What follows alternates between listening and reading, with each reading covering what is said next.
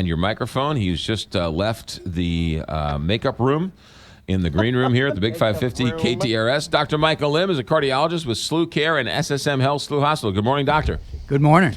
All right, so Ann Allred makes the announcement that she's in the middle of getting a kidney transplant, and she has sort of shed some light on a very important topic, and we wanted you to come in and talk about transplants, how far we've come, and how far we have to go. So there's a lot of organs potentially we can transplant. Certainly kidney is the number one. Right. There's a whole lot of folks on dialysis. Dialysis basically means your kidneys don't function good enough. And to rid the body of toxins, you need the dialysis machine to be able to do that. It's a really tough life. There's a lot of different complications and things that go on with dialysis. So obviously, getting a kidney transplant is a great way to get off of dialysis, and Ann did a great job of kind of highlighting some of those issues. Let's talk about kidney transplants in the terms of the donor, because we know the people who need them. But what about the people who have them, or the organs that go unused for a second? So there's two types of donors for, let's say, kidney transplant. One is what we call cadaveric donors, those people who have passed on. We all have a right and an option, should something catastrophic happen to us, where we volunteer our organs to be able to be utilized, if possible, for somebody else's benefit. Many people ignore that concept. And so I think one of the things to try to encourage all the listeners to do today is actually think about how much benefit you can provide your fellow man. It's not just your kidneys that would potentially be used: skin, corneas, heart, liver, pancreas, a whole lot of different options if something catastrophic could happen to you. I've been told that signing the donor card on the back of your driver's license isn't enough. It isn't enough, and so, but legally. So signing that donor card on the back of your license, as well as letting your loved ones know you signed it and that's what you really believe in, that's what you should do. Because they will come to the next of kin and say, hey, so-and-so, he's not going to make it. Would you be interested in allowing his organs to be used for donation?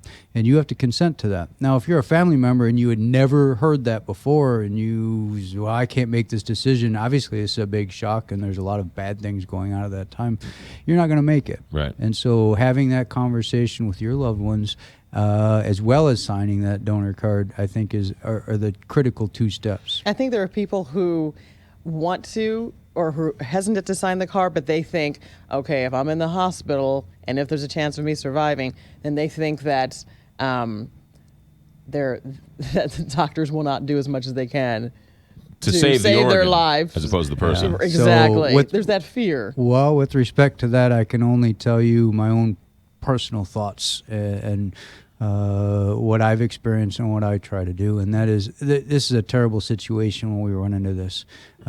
We do absolutely everything we can to get a recovery possibility for every single patient. Hopefully it's as meaningful a recovery as possible. Mm-hmm. There are some times where that is not possible, and that really, really, really stinks. You have a short window of time where you recognize that, and you potentially could be able to utilize somebody's vital organs for somebody else's benefit. And it's not until there is no other chance for that person when we bring that up. Now, the other type of donation is the type that Ann brought forward, which is a living donor. And so this seems, so if donating your organs after you pass on seems crazy, and a lot of people are hesitant to do that, it definitely seems potentially crazier to donate one of your good organs as you're still living and right. healthy to somebody else. But there are two major opportunities. One is a kidney. As we have two kidneys, they work simultaneously, but you do not need both. You technically only need one kidney. And so there are opportunities to donate one of your well-functioning kidneys to somebody else. Most of the time, this is donated to a very good friend, family member, loved one, that type of thing, in a dedicated donor situation where say Ann, Right. Ann, and she needs this, and you say, hey, you know what? If I'm a match, I would go through the process Right. and donate my kidney to I've you. known daughters who have given their kidneys to their fathers, and Yep. vice versa, and everything else. Yep. Yeah. So and that is possible, and that actually, as far as I think the data goes in terms of transplant, those are highly effective transplants, and the outcomes are better than the cadaveric donors. There's a lot fewer of them around. There's a lot fewer people that are willing to sign that Right. up. The second major thing that we can do as far as donating an organ is something we don't think about as an organ, which is a bone marrow transplant. People with leukemias and blood cancers oftentimes can be cured with a bone marrow transplant.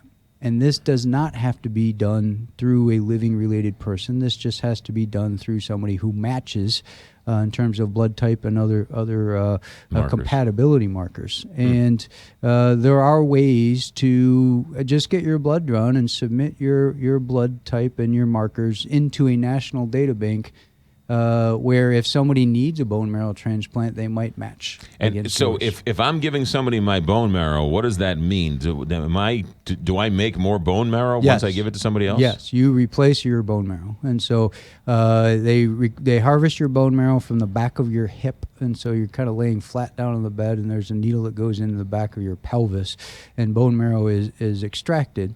And then that's processed and given to somebody to replace their bone marrow. So Right. those cells end up multiplying In somebody else's body. fold. Yep, and that replaces their own production system. But you're able to replenish yours. So it's almost like giving blood in a sense? It's a more detailed and more drawn out way of giving blood, but that's Right. a good way to think about it. Absolutely. Science Once you're on fiction. the registry, are you always on the registry? Because I did the cheek swab thing many years ago. I don't know the specifics of that. I can tell you that the donating bone marrow website is called Be the Match, bethematch.com. Yeah. Get more If you info. want to look into potentially donating a kidney or looking into organ transplant, UNOS or UNOS is the organization that looks after organ transplant, and you can get on that website. There's a lot of information for people on there. Two more quick questions for you. In Europe, isn't it the other way around? You have to opt out of being an organ donor, and here in America, you have to opt in?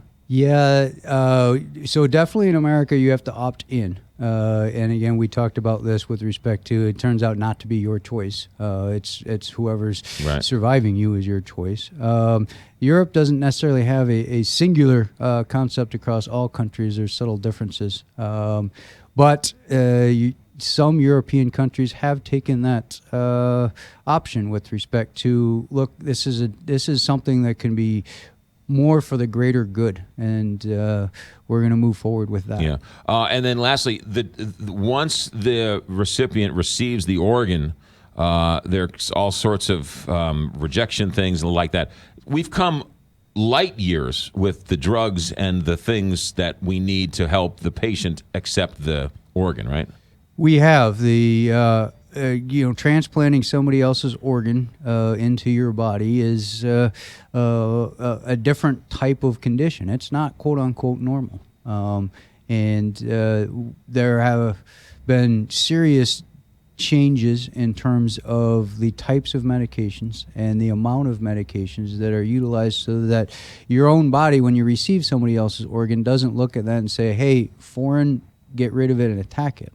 Now those still aren't perfect, and there still are issues there, but we're a long way from that. And so the comparison, though, is, if you're in need of a transplant, obviously we transplant hearts, we transplant kidneys, we transplant pancreases, we transplant livers as the major organs that we transplant. We also transplant lungs, but on a much different or lower level.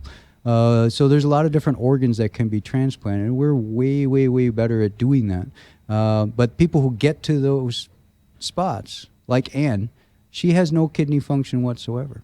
So she either, in an individual choice, she's on dialysis for a long time, as long as she's allowed to live, or she takes the potential risk for the rejection and the complications from the medications for the potential big benefit of a working kidney. Dr. Michael Lim, great stuff. Cardiologist with SLU Care and SSM Health SLU Hospital. Doctor, thanks for your insight. Thank you. Thanks to Ann to bring this forward, and good luck to her. Yeah, and no question. Thanks for helping me get the word out. Yeah, no question. 828.